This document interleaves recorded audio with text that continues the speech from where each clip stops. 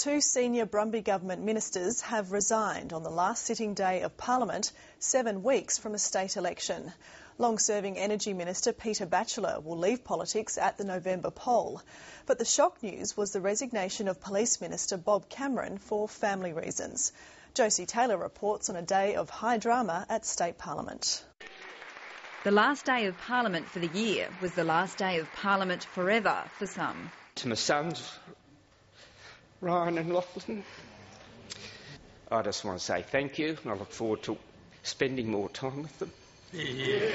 It's long been tipped the Energy Minister would announce his resignation before the election, but what the Police Minister had to say was the best kept secret in state politics. I love being a minister and making change, but I love my wife and family more. Mr Cameron says one of his children needs him more than politics does. He'll resign at the election, leaving his police portfolio on Monday, but retaining emergency services until November.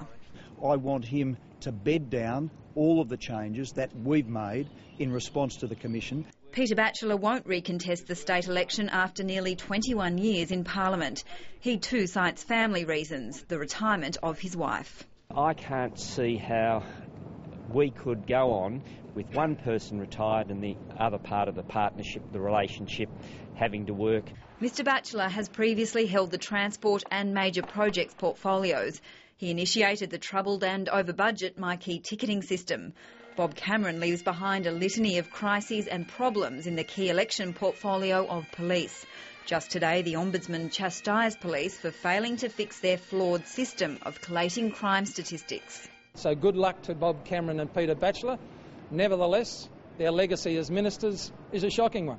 The Premier says he's saddened by the loss of key ministers weeks from an election, but he's not concerned it may appear they're deserting a sinking ship.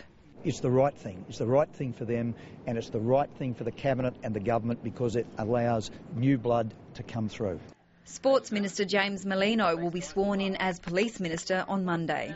My first priority will be to talk to frontline police. 7 Labor ministers have now resigned during this term of government, including former Transport Minister Lynn Kosky, who also resigned for family reasons. Life's short, and it becomes important to make that decision. Even if an election is just around the corner. And Josie Taylor joins us now from State Parliament.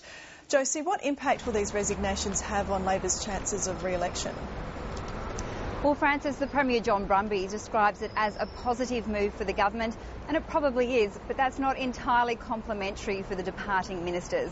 Bob Cameron has been a bit of a liability for the government over the past 18 months.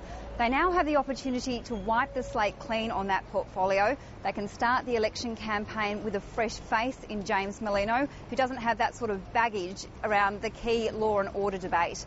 But, however, for the opposition, it's not all entirely good news either. It now provides a stark comparison with their own front bench, some of whom have been described by their own party as underperforming dead wood. So, who are the likely replacements for Peter Batchelor and Bob Cameron? Well, Francis, the Labor Party said the first it knew of these resignations was today when the rest of us found out. So from tomorrow morning, party officials will kickstart the pre-selection process for those seats of Thomastown and Bendigo West. But they are both safe Labor seats. So bar a catastrophe for Labor at the state election, whoever is selected will become what John Brumby described as new blood for Labor in the next Victorian Parliament. State political reporter Josie Taylor.